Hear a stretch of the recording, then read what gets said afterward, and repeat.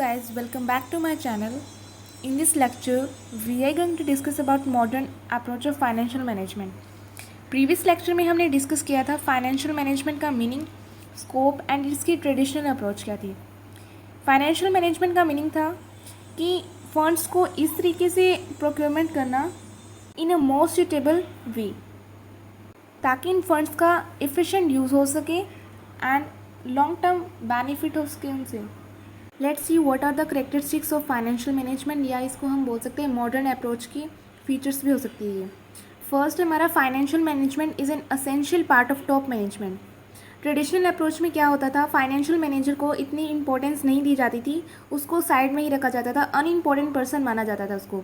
But according to modern business management, financial management manager की बहुत importance हो चुकी है एंड मैनेजमेंट टीम में एंड डे टू डे जो भी रोल होता था बिजनेस में, बिजनेस एक्टिविटीज़ में फाइनेंशियल मैनेजर की कंसल्टेंट ली जाती थी।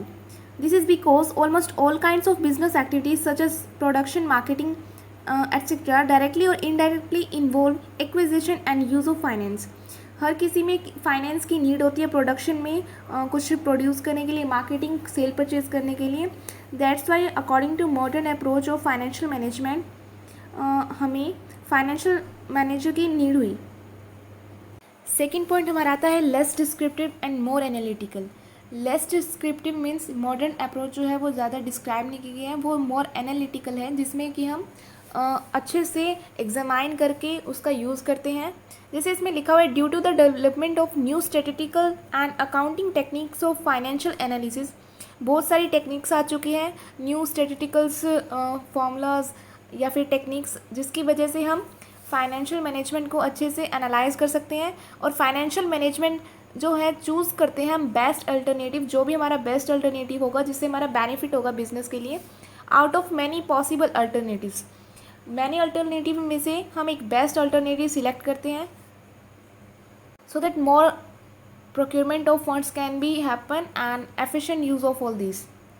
Next हमारा थर्ड पॉइंट है continuous function. Financial management is also a continuous function. How it is? Let's see. Financing is a continuous function. Finance की मैनेजमेंट करना, फाइनेंस का यूज़ करना, ये कॉन्टीन्यूस प्रोसेस है। Day to day business activity में finance का use होता है, sale, purchase, investment and in production of anything. In addition to the freezing of finance, अगर हमने फाइनेंस रेज करना है, फाइनेंस लेना है, there is a continuous need to for planning and controlling the finance of an enterprise. हमें planning की need होती है इसमें, अगर हमने फाइनेंस रेज करना है थ्रू शेयर्स और debenture, what ever you want any way, because finance is known as the blood of business. A firm perform finance function continuously. एक फर्म जो है कंटिन्यूली फंक्शन परफॉर्म करती है in the normal courses of business. उनकी planning करती है कि किस टाइप से हम फाइनेंस रेज कर सकते हैं, कंट्रोलिंग होता है उन सब पे एंटरप्राइज का। नेक्स्ट पॉइंट है हमारा different from accounting function. There are key difference between the accounting and finance function. Accounting generates information, accounting जो है वो जस्ट एक इंफॉर्मेशन जनरेट करती है या फिर डाटा, वेयर एज जो फंक्शन ऑफ फाइनेंस है वो डाटा को एनालाइज करती है, उसका यूज़ करती है डिसीजन मेकिंग में। And the fifth point one is wide scope. Wide scope कैसे है फाइनेंशियल मैनेजमेंट? फाइनेंशियल मैनेजमेंट का जो स्कोप है वो वाइड है। वो वाइड स्कोप इसलिए है क्योंकि it is concern not only with the raising of finance. ये सिर्फ फाइनेंस का प्रोक्योरमेंट करना ही नहीं है, बट इवन इसका अलोकेशन करना, फाइनेंस का एफिशिएंट यूज़ कैसे करना है, कहाँ इसका यूज़ करना है, कैसे यूज़ करना है, वो सब इसके अंदर ही आता है मॉडर्न अप्रोच के अंदर। ये हमारा इसीलिए वाइडर स्कोप में आता है। It is also responsible for financing, accounting, financial accounting, cost accounting and others like budgeting में, management of receivable and management of inventories. इसीलिए इसका वाइडर स्कोप माना जाता है फाइनेंशियल मैनेजमेंट का। नेक्स्ट पॉइंट है हमारा centralize nature. Centralize nature means centralization of authority within the organisation.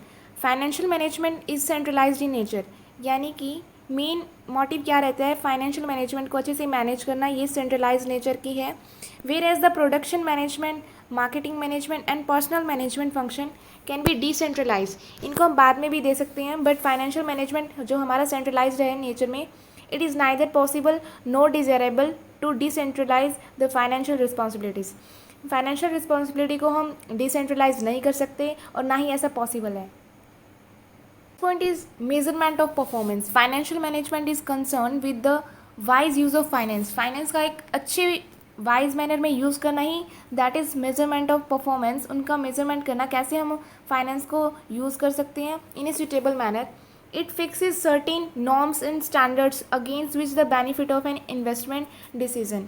Investment decision से जो हमारे मैच हो, नॉर्म्स या स्टैंडर्ड जो भी हमने डिसाइड कर रखे हैं, जो हमने ऑब्जेक्टिव बना रखे हैं, उनका कैसे यूज़ करना है फाइनेंस का, उसी को वो जो चीज़ है हमारी वो मेजरमेंट ऑफ परफॉर्मेंस के अंदर आती है. Thus it is concern with the achievement of broad financial goal. Financial goal को अचीव करना which an enterprise set for itself, जो कि एंटरप्राइज ने इसको सेट कर रखा था. Next point is inseparable relationship between finance and other activities. Finance और अदर जो भी एक्टिविटीज़ होती है हमारी प्रोडक्शन, मार्केटिंग प्लस में फाइनेंस के बीच में इनसेपरेबल रिलेशनशिप है, यानी कि इनको सेपरेट नहीं कर सकते. ये एक दूसरे से लिंक्ड है या लिंक्ड है, रिलेटेड है. There exist an inseparable relationship between finance on one hand, एक जगह जो है फाइनेंस है, and in other hand production, marketing and other activities. ये दोनों साइड की जो रिलेशनशिप है बिटवीन फाइनेंस और अदर एक्टिविटीज़ में, ये इनसेपरेबल है. All activities are related to finance. For example, finance से रिलेटेड एक्टिविटीज़ कौन सी हो सकती है? बाइंग अ न्यू मशीन, कोई न्यू मशीन खरीदना बिजनेस के लिए, या फिर रिप्लेस करवाना old machine is clearly responsibility of production department. ये जो रिस्पॉन्सिबिलिटी होगी बाइंग करना या रिप्लेसमेंट करवाना मशीन की, प्रोडक्शन डिपार्टमेंट की होगी, बट इट इन्वॉल्व्स फाइनेंस, इसमें फाइनेंस की नीड होगी. इसीलिए जो भी अदर एक्टिविटीज़ है, यानी कि परचेज़ करना समथिंग जिसमें फाइनेंस की नीड होगी, ये दोनों एक दूसरे से लिंक्ड है. सिमिलरली हम एग्जांपल ले सकते हैं रिक्रूटमेंट ऑफ एम्प्लॉय. रिक्रूटमेंट करना यानी कि उनको बिजनेस के अंदर लाना, एम्प्लॉयज़ को, एडवर्टीजमेंट करना, सेल्स प्रमोशन करना, ऑल रिक्वायर फाइनेंशियल रिसोर्सेज. सभी के लिए फाइनेंस की नीड होती है जो कि एक दूसरे से लिंक्ड है सभी activities. 9th point is applicable to all types of organization. It is applicable to all form of organization, whether corporate हो या फिर नॉन कॉरपोरेट हो, such as sole proprietorship and partnership firms etc. ये सभी type के organisation के लिए applicable होता है. Similarly, it also applies the concern engaged in manufacturing or providing services. ये सर्विसेज भी प्रोवाइड करा देता है. And also activities of no NPO. NPO means non profit organization. ये सभी ऑर्गेनाइजेशन के लिए एप्लीकेबल है. Now let's see what are the difference between traditional approach and modern approach. Traditional approach में क्या था? जस्ट फंड्स का हमने प्रोक्यूरमेंट करना था कि कैसे हम फंड्स को रेज कर सकते हैं, कैसे हम ले सकते हैं. Its scope was limited to only raising of funds when needed. जब हमें फंड्स की नीड होगी, फाइनेंस की नीड होगी, ये तभी यूज़ होता है ट्रेडिशनल अप्रोच का, इसीलिए इसका जो स्कोप है वो लिमिटेड है. Whereas modern approach it is concern not only with the raising of funds. इसमें फंड्स तो रेज करे ही जाते हैं even, but also with the efficient utilization of funds. इसका कैसे यूटिलाइजेशन करना है ताकि हमारी इन्वेस्टमेंट जहाँ भी हो वहाँ से लॉन्ग टर्म प्रॉफिट रेज कर सकें हम, और बिजनेस हमारा लॉन्ग टर्म तक चले. Second point is traditional approach में क्या होता था? It attach more importance to the view point of external parties such as financial institution, bankers, investors. जो भी एक्सटर्नल पार्टीज होती है हमारी, लाइक जो भी इन्वेस्ट करते हैं हमारे बिजनेस में, हमारे शेयर परचेज करते हैं, बैंकर्स हैं जो हमें लोन प्रोवाइड करवा देते हैं, फाइनेंशियल इंस्टीट्यूशन है who provide funds to business. किसी भी फॉर्म में जो फंड्स प्रोवाइड करवाते हैं, ये जो एक्सटर्नल पार्टीज़ है, ये इनसे ज़्यादा अटैच था ट्रेडिशनल अप्रोच. इन्हीं की ज़्यादा इंपॉर्टेंस दी जाती थी, बाकी सबको आगे नहीं रखा जाता. इन सब की इम्पोर्टेंस मेनली थी. Whereas modern approach it attaches more importance to the view point insiders. Insider means जो बिजनेस के अंदर जो है एम्प्लॉयज़, जो भी वर्कर है, हु यूज़ द फंड, जो यूज़ करते हैं फंड्स को, कैसे यूज़ करना है, कहाँ यूज़ करना है, उसका कहाँ इन्वेस्टमेंट करना है एट्सेट्रा.